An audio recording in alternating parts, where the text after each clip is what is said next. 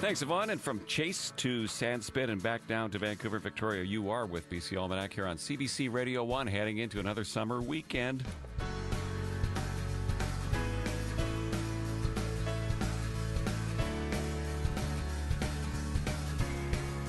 He won the Tour de France 7 times and put cycling on the North American radar. He also overcame cancer. Now Lance Armstrong is considered a cheat by the U.S. anti-doping agency. He has been stripped of his victories. He's given up his fight against these allegations. What's your reaction to this? We're going to open the phones to begin our program today. And it sounds like a great camping weekend coming up with the weather, not to mention some great music live at Squamish. And you can actually combine the two, and we have a couple of weekend passes to give away. But first, you need to share a favorite camping spot or a tip.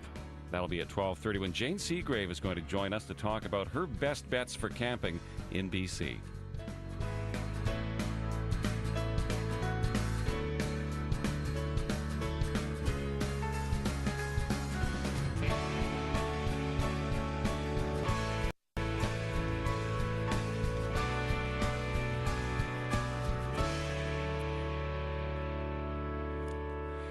As you've been hearing today on CBC News, legendary American cyclist Lance Armstrong has given up fighting doping charges against him.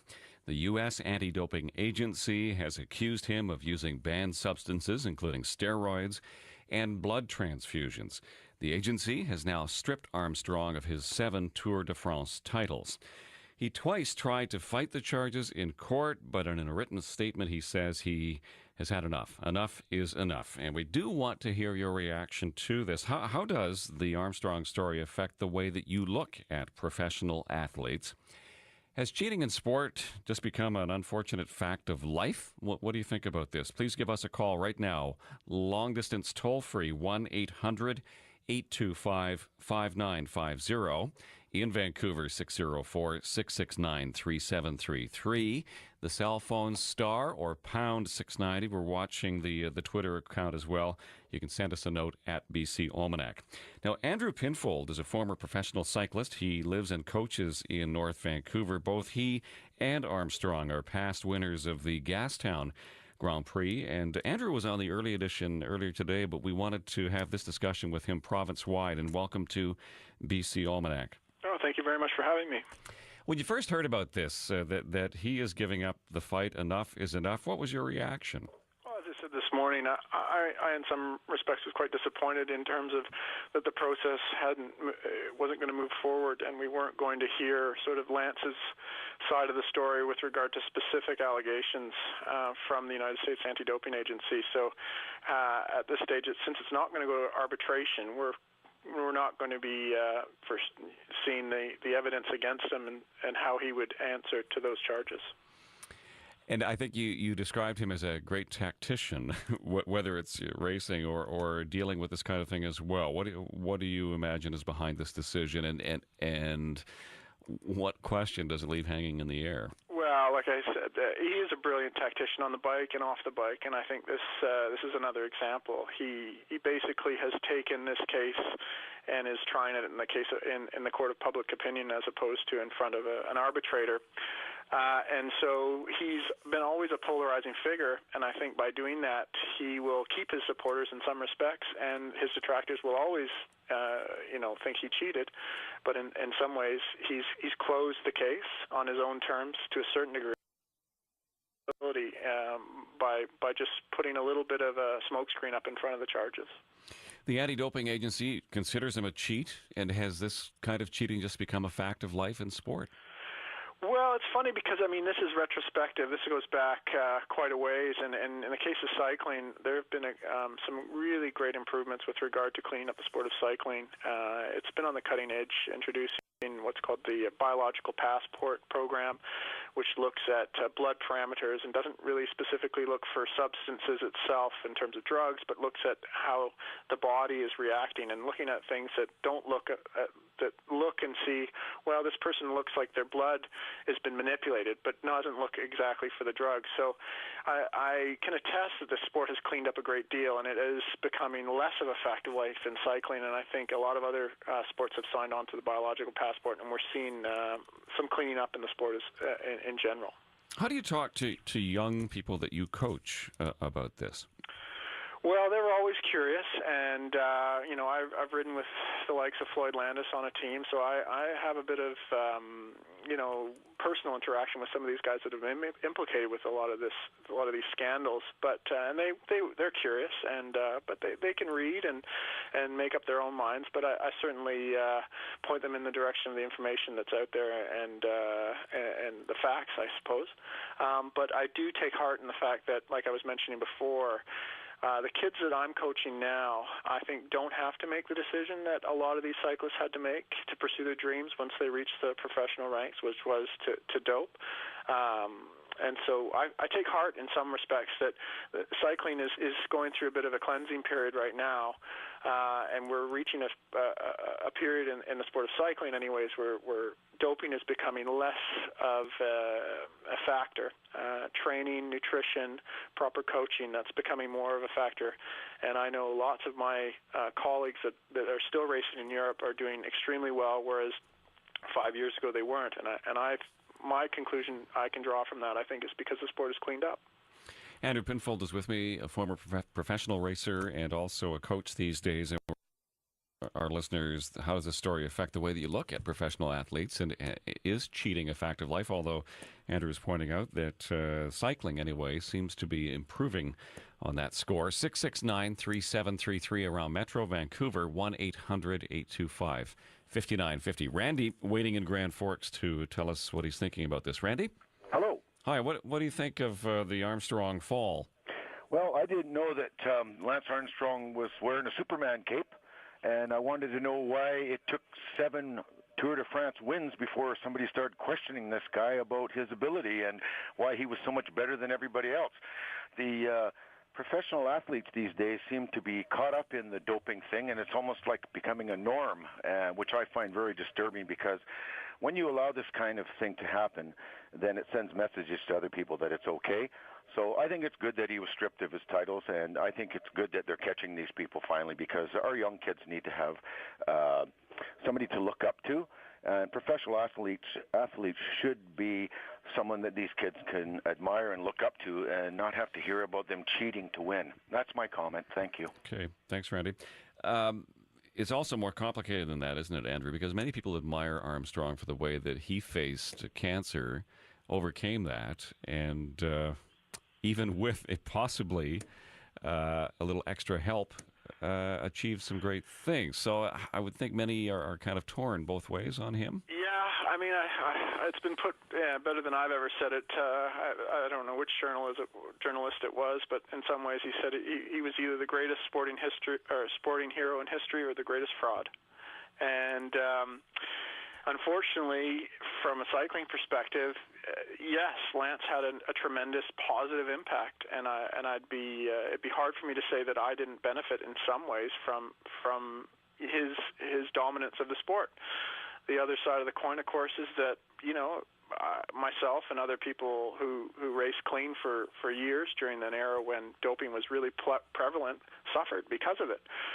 So I am torn. It is a big gray area, indeed. So to answer your question, it is a bittersweet sort of story at this point. Yes, and Randy makes a good point about why it took 7 wins before people were waking up to the reality. Well, it didn't take 7 wins. As early as 1999 and 2000, there were rumblings, and also kind of going along with that, part of what's not going to be heard is perhaps some of the cover-ups that occurred from the World Cycling governing body that may or may not have actually kind of swept some of these positive tests that he did have under the rug. So again, that's another area. So it isn't 7 years of just hasn't come out of the blue. This has definitely been, if you've followed cycling closely, this has always been in the news and has popped up on quite a regular basis. Michael in Vancouver is waiting to comment on the Armstrong story and how it affects the way you look at professional athletes. Michael? Hello, Michael. I hope you're there. Yeah. Yeah, no, I just wanted to mention that, I've been following this story. I've been a fan of Lance for a number of years. I shouldn't say a fan of Lance, a fan of cycling. And, through the 2000s, was amazed by his exploits. And my concern here is, what whether he was doping or not, the guys he was beating were doping. They've since come out, and admitted that they've been doping or been caught up in doping scandals. And I just think this really, the USADA claiming they'll strip his titles. Andrew mentioned it a moment ago. I don't think they really have jurisdiction to do that. I think that's still kind of muddy.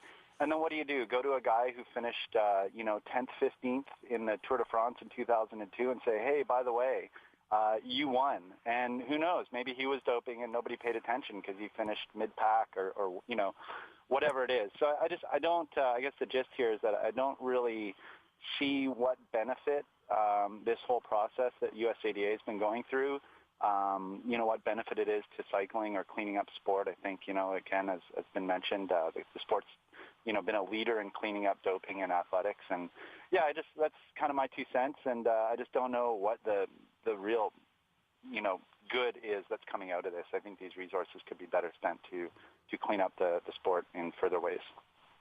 Michael, thank you very much. And the numbers to reach us on this, 1-800-825-5950, 604-669-3733. Andrew Pinfold is with us. And joining us right now for a few minutes is Brian Sluggett. He's a PhD candidate in sociology at the University of Alberta. He has looked closely at the sociology of doping in sports. And welcome back to BC Almanac, Brian. Well, thanks for having me. What's your reaction to Lance Armstrong deciding to stop fighting? Well, my reaction at first was I was kind of hoping he was going to go through the whole process because I was very interested in how the evidence was going to be interpreted. But I think, taking a look at it from the perspective of drug testing as a whole, it really shows, over the last couple decades how it has actually failed to catch drug cheats. Lance has never failed a drug test, and the only way they caught him is he confessed. And that's basically, that confession came through intense pressure and just loads of resources that they poured in to try and catch him. If you look at it from the bigger picture at the sport, I don't think they would be able to spend that amount of time and resources on each athlete to catch a cheat. So it just goes to show, I think, that drug testing is not really able to identify and find those who are actually using doping substances. Has he really confessed either? It's Yeah, that's the other thing. That's a really good point. In some ways, I actually agree with the previous comment about that he's put this up to the public in terms of to see what their take is on it. The other thing is, a lot of the drug testing now is based on suspicion because they can't actually identify substances anymore that are for sure doping substances. And so just to give an example of what cycling's done, they've created an index of suspicion where they rank athletes on a scale of 0 to 10 on how likely they are to have doped. And what that does is create basically a culture of ongoing suspicion where every athlete is assumed to be doping. And it just sort of, I think we often talk about the culture of doping being bad for youth, but I think the culture of suspicion and surveillance is also something we should talk about as well. And since you study the sociology of doping itself, what do you think the implications are of someone like him falling from grace?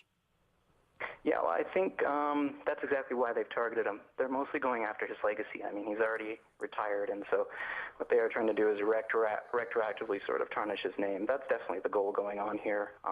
They're trying to, they know that this is a really high-profile case, and that if they're able to sort of try and muddy his name, that might promote the anti-doping agenda. The same thing's going on with Barry Bonds in baseball, right? He hasn't failed a drug test, at least officially, and yet he holds the record for home runs, and the U.S. government's trying to tarnish his legacy as well. So that's sort of the goal. They see that as,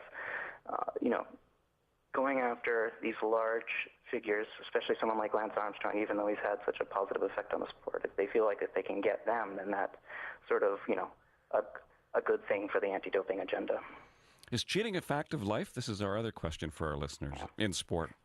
Yeah, it definitely was during the time that Lance Armstrong was racing. As one of the callers pointed out, basically, most people that were at the top of the sport were definitely doping. It's a little trickier now to know exactly how much doping is a factor in cycling in particular, because they've put into place the biological profiling, where, again, they not trying to just detect drugs themselves, but any fluctuations in biological information.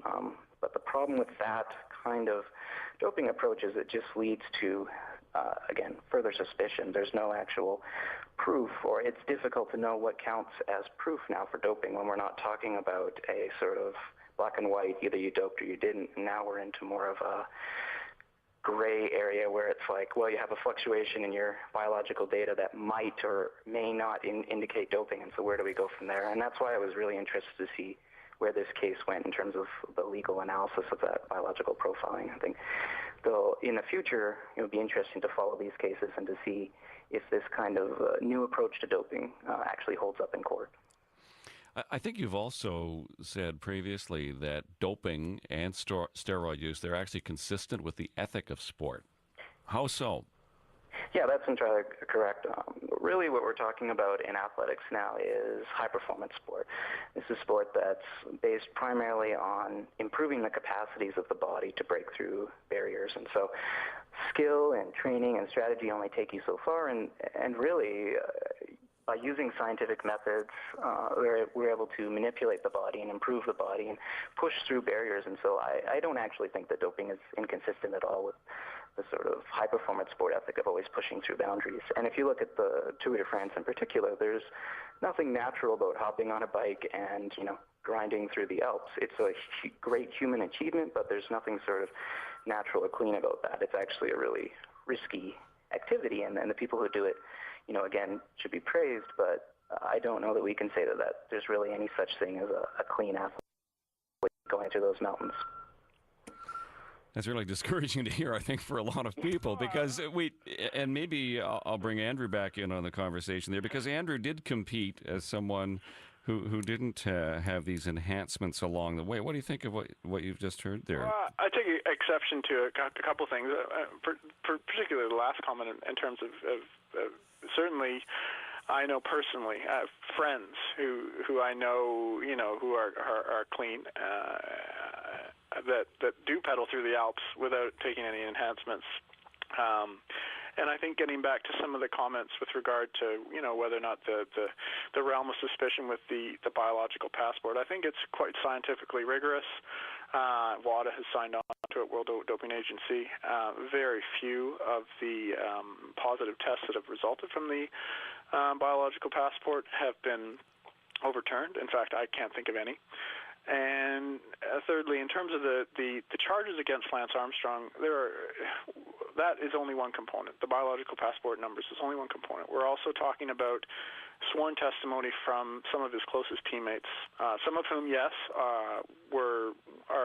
have problems with credibility. I'm thinking about Tyler Hamilton. I'm thinking about Floyd Landis, but others, Jonathan Bauders, Christian Vandeveld, George Hincapie. These were high-standing members of the European peloton, and they have sworn testimony or have alleged to have sworn testimony that they viewed Lance when he doped. And again, getting back to did he ever test positive in a drug test? Well, subsequently, retroactive testing of some of the samples have shown that yes, he did test positive for EPO in 1999, but because of a technicality, the UCI blocked that positive from coming out, which is another area which, again, I was talking about, would have been very interesting to had the case gone to arbitration. Would have been very interesting to see how Lance and the World Cycling Body would have addressed each of these charges. Okay. I do want to hear from more of our listeners here too, and Matt has been waiting to make a comment from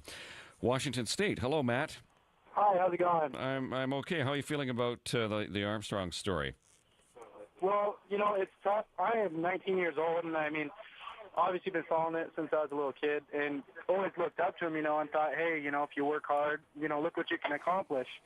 And so for all this to come out about it, I wrote my senior paper on him, about all that he accomplished and stuff, and, you kind of motivate yourself off of what this guy did.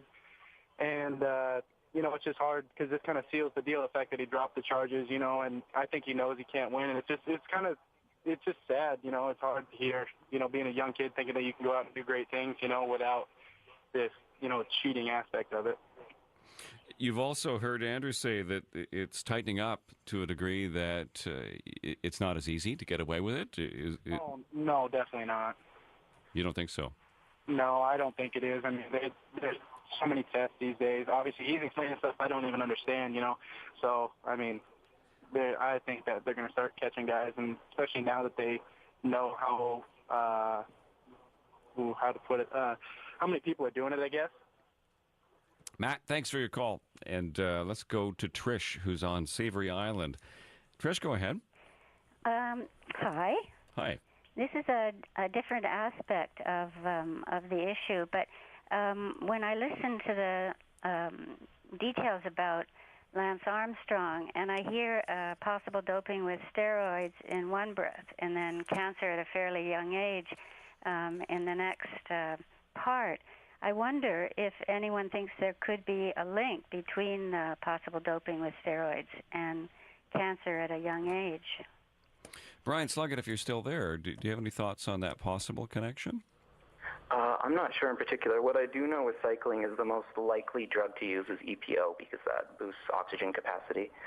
So that's usually the doping substance of choice used in cycling just because it increases capacity to get through the Alps range. I'm not as familiar with cases of steroid use in cycling. And this cancer connection, Andrew, did you have any further information on that? I mean, I'm not a medical doctor, but I have heard people kind of snicker or talk about that and kind of raise eyebrows. Indeed, so some of the drugs that he was using or is alleged to have used were corticosteroids and testosterone, and I think it'd probably be good to have a doctor as a guest to find out if there is a link between those drugs and testicular cancer, but one never knows, and I think it's speculation at this stage. Sorry, Trish, we don't have a specific answer for you on the question, but thanks for posing it. Here's a tweet. It's sad that the U.S. is so concerned about possible Armstrong doping and not gun control. That's from Victor on a day when there has been another mass shooting in New York City. Peter in Kamloops, our last caller on this. And what do you think, Peter? What's this make you think of professional sports, and has cheating become a fact of life? Well, no, I don't. It's unfortunate that it's in professional sports, but I mean, professional sports is about making money for businesses, not about necessarily the athletes anymore. The sponsors need their exposure, and anything they can do to get there is going to put pressure on athletes to perform outside of their moral codes. I mean, people do it in their jobs all the time. How many people haven't cheated on their taxes or cheated on a test, or maybe managed to squeeze out a few extra cents because somebody mispriced something at a store and didn't return the money? I think it's kind of human nature. It's unfortunate, but I also don't believe it's stripping him of anything because, I mean, they caught Contador last year and only took one of his away, and they're going to let him stand his other two victories, so why take all seven? Take him for the one that you can guarantee that you can get him for, not all seven. I mean, 80% of the guys he raced against in the top 10 of those years are all caught at some point during their careers for using performance-enhancing drugs, so you can't give it to anybody anyway. You're just going to cancel it from the books, take them 7 years of racing out and say, well, Good question. And thanks for the broader context on this, too. And we are still getting calls, and we would like to direct you to the email. And please send us your thoughts, almanac@cbc.ca. We'll gather them up and feature some of them on Monday. Brian Sluggett, thank you very much, and Andrew Pinfold as well for joining us for this discussion. Thank you. Great, thanks for having us. Brian Sluggett, PhD candidate in sociology at the University of Alberta, and Andrew Pinfold, he's a former professional cyclist. He lives and coaches in North Vancouver. And again, almanac@cbc.ca is our email address. Coming up to 12:30, we have a CBC Radio 1 News update next. Then we're talking camping, one of the last weekends of summer. Here's Yvonne Moore.